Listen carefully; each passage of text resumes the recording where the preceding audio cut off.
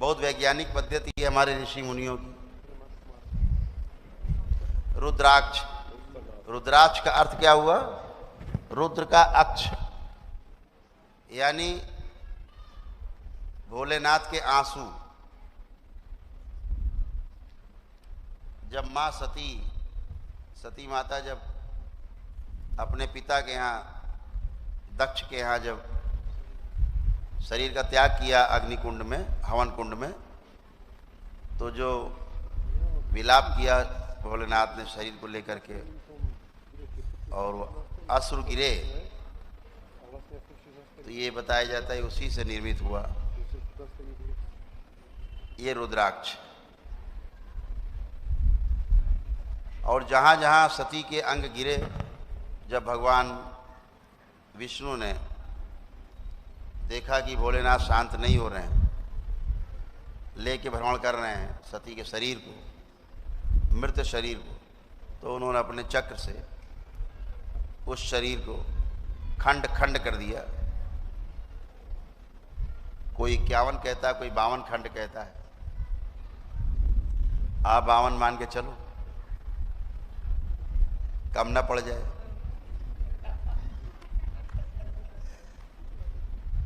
क्यों कम में जिया जाए, ज़्यादा में जीने का अभ्यास है अपना पहले पुराना, ज़्यादा में संतुष्टि रहती है। तो 52 मान के चलो कि शरीर के वो टुकड़े माँ सती माता के 52 जगह गिरे इस पूरे पृथ्वी पर।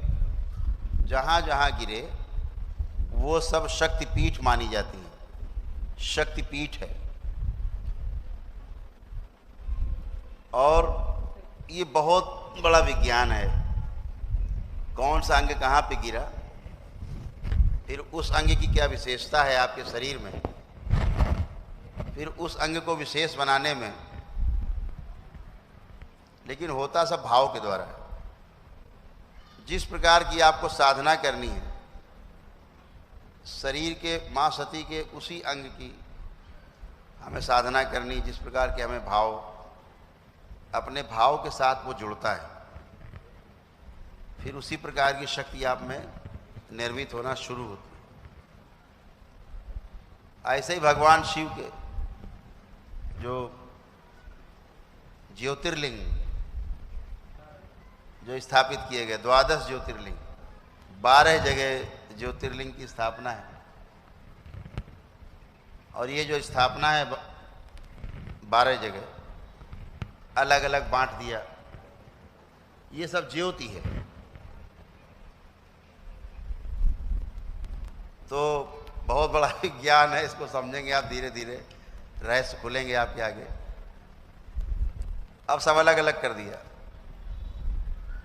लेकिन करौली सरकार का दरबार आपका एक ऐसा दरबार है जहां 52 के 52 शक्तिपीठ और 12 के 12 ज्योतिर्लिंग एक साथ हैं।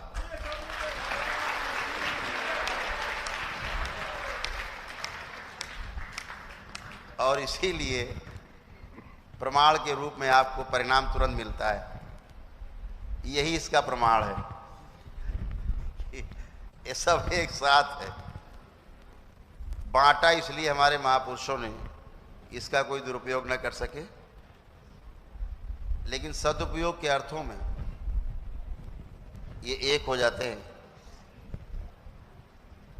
महापुरुषों ने तमाम प्रयास किए और एक कर भी लेते हैं, लेकिन कुछ क्षणों के लिए। लेकिन करौली सरकार के दरबार में 24 घंटे ये सब एक हैं, अलग अलग हैं नहीं।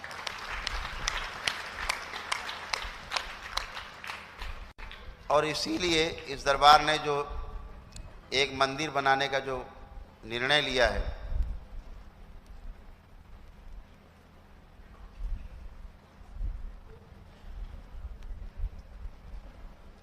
जिसमें ये 12 के 12 ज्योतिर्लिंग और 52 की 52 शक्तिपीठ इन मंदिर में आके आपको एक साथ मिलेंगी।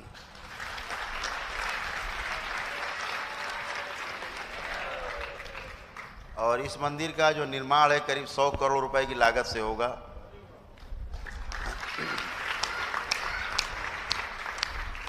जो एक दर्शनीय स्थल होने के साथ साथ, भव्यता के साथ साथ, जिसमें दिव्यता का भी समावेश रहेगा। और दरबार की ऐसी कल्पना है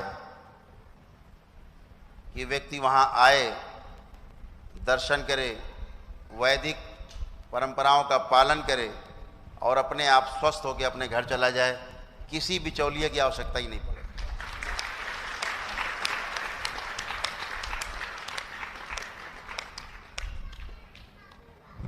सीधे जहाँ आपको जुड़ना हो ईश्वर से, भविष्य में वो स्थान, उस धाम का नाम होगा करौली धाम।